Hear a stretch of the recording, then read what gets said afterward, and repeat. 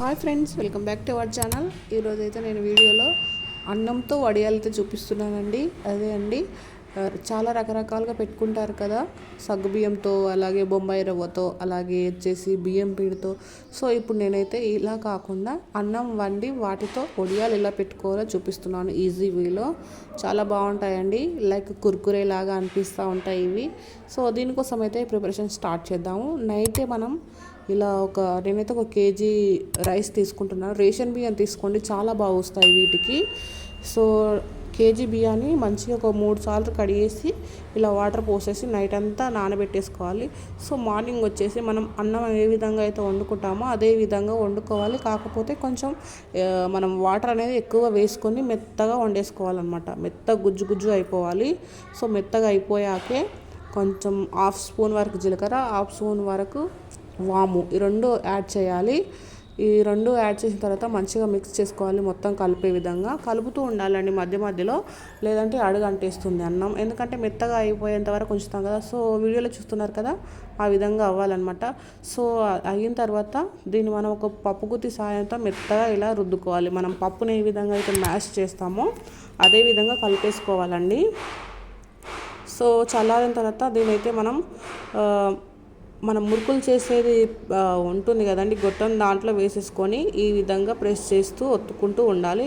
మనకు కావాలంటే చిన్న చిన్న బిళ్ళలుగా అయినా వేసుకోవచ్చు, లేదంటే మేము కుర్కురేలా కావాలనుకున్నాం కాబట్టి ఇట్లా వేస్తుంది మా అత్తమ్మ. సో అంతా మాకు ఇట్లా కాటన్ క్లాత్లో వేసుకోవాలండి. ఫస్ట్ కాటన్ క్లాత్ తడిపేసుకొని వాటర్ మొత్తం పిండేసుకున్న తర్వాత ఆ క్లాత్లో మనం మురుకులు అనేటివి వేసుకోవాలి.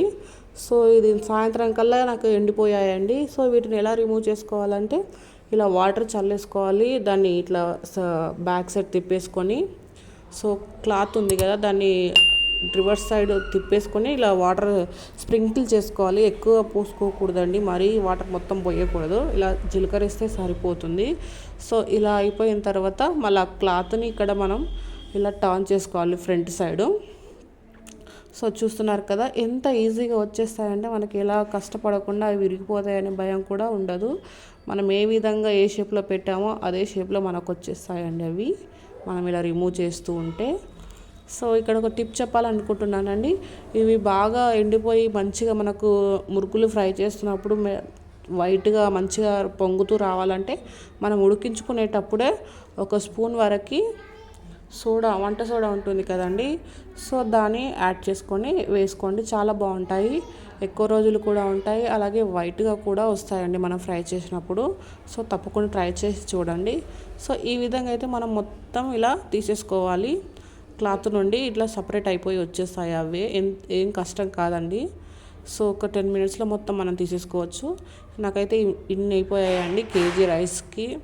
సో మళ్ళీ నెక్స్ట్ డే మార్నింగ్ వచ్చేసి వాటిని తీసేసుకున్నాక మళ్ళీ వేరే క్లాత్లో వేసి మంచిగా ఒక 2 రోజులు 3 రోజులు మంచిగా ఎండబెట్టుకుంటే సంవత్సరం వరకు పాడవకుండా ఉంటాయి.